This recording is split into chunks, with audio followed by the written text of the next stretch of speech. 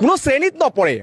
ক্লাছলেছ বুলি কৈছোঁ মই, কোনো দ্বিধাবোধ কৰা নাই ক্লাছলেছ বুলি কওঁতে, কাৰণ তেওঁ এইকাৰণেই ক্লাছলেছ, তেওঁ সদনত তেওঁ গুৰুত্বপূৰ্ণ কথা কোৱাৰ বিপৰীতে তেওঁ কৈছে বগা কাপোৰ বেৰিয়াই আহিব নেকি আক্ৰমণকাৰীয়ে। অতি লজ্জাজনক ঘটনা। ধিক্কাৰ জনাইছোঁ এজন সাংসদ, প্ৰাক্তন মন্ত্ৰী অসম চৰকাৰৰ, তেখেতক গুৰাগুৰকৈ আক্ৰমণ কৰিছে একাংশ দুৰ্বৃত্তই। ক'লা কাপোৰ মুখত মেৰিয়াই দিন দুপৰতে আক্ৰমণ কৰা হৈছে। ইয়াতকৈ আৰু জঘন্য, ইয়াতকৈ নিন্দনীয়, ইয়াতকৈ আৰু ধিক্কাৰ জনাবলৈ আমি ভাষা বিচাৰি পোৱা নাই। এজন সাংসদত যেতিয়া অসমৰ বুকুত দিন দুপৰতে আক্ৰমণ কৰা হ'ব, আমি সাধাৰণ জনতাৰ নিৰাপত্তা ক'ত? মই প্ৰশ্ন কৰিব বিচাৰিছোঁ মুখ্যমন্ত্ৰী হিমন্ত বিশ্ব শৰ্মা ডাঙৰীয়াক, আৰু নিৰ্লজ্জভাৱে চৰম কাণ্ডজ্ঞানহীন এটা কথা কৈছে যে মুখত ক'লা কাপোৰ বান্ধি নাহি বগা কাপোৰ বান্ধি আহিব নেকি, তাচ্ছিল্যসূচক মন্তব্য কৰিছে এজন মুখ্যমন্ত্ৰীয়ে। এয়া গণতন্ত্ৰ নেকি? ভাৰতবৰ্ষত গণতন্ত্ৰ চলি আছে নে? অসমত কেনেকুৱা এক পৰিৱেশ, অৰাজক পৰিৱেশ এই হিমন্ত বিশ্ব শৰ্মাৰ নেতৃত্বত চলোৱা হৈছে। গুণ্ডা পুহি পুহি তেওঁ বিজেপিৰ নেতৃত্বত একাংশ বিৰোধী দলৰ নেতাক আক্ৰমণ কৰা আৰম্ভ কৰিছে। তেওঁ আচলতে ৰাজতন্ত্ৰ চলাব বিচাৰিছে, গতিকে তেখেতক ধিক্কাৰ জনাইছোঁ।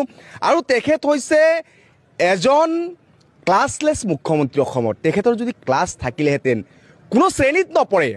ক্লাছলেছ বুলি কৈছোঁ মই, কোনো দ্বিধাবোধ কৰা নাই ক্লাছলেছ বুলি কওঁতে, কাৰণ তেওঁ এইকাৰণেই ক্লাছলেছ, তেওঁ সদনত তেওঁ গুৰুত্বপূৰ্ণ কথা কোৱাৰ বিপৰীতে তেওঁ কৈছে বগা কাপোৰ বেৰিয়াই আহিব নেকি আক্ৰমণকাৰীয়ে।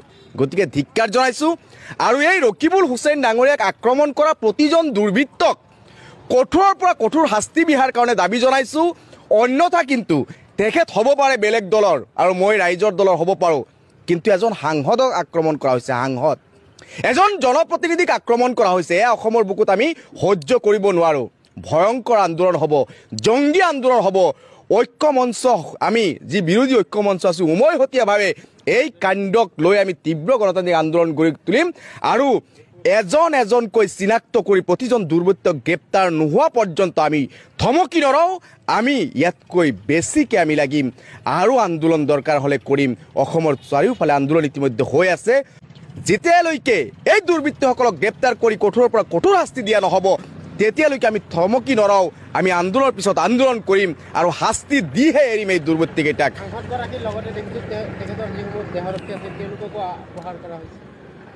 খাকী পোছাকৰ গাত দুৰ্বৃত্তই হাত লগাইছে।